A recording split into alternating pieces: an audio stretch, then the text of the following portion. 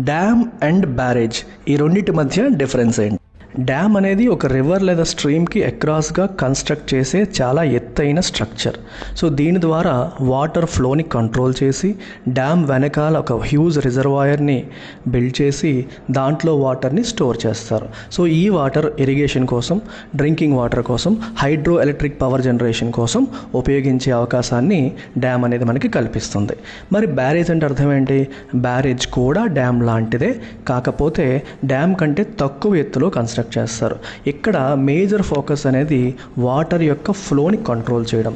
So బ్యారేజ్కి చాలా gates ఉంటాయి. ఆ గేట్స్తో వాటర్ ఫ్లోని కంట్రోల్ చేస్తారు. కంట్రోల్ చేసి వాటర్ని ఇరిగేషన్ పర్పస్ కోసం కావచ్చు, డ్రింకింగ్ వాటర్ కోసం కావచ్చు డైవర్ట్ చేస్తారు. ఇక్కడ జనరల్గా హైడ్రో ఎలక్ట్రిక్ పవర్ జనరేషన్ లాంటివి జరగవు. సో డ్యామ్కి బ్యారేజ్కి ప్రధానమైన డిఫరెన్స్ ఏంటంటే స్కేల్. డ్యామ్ అనేది హ్యూజ్ ఉంటుంది, బ్యారేజ్ అనేది చిన్నగా ఉంటుంది.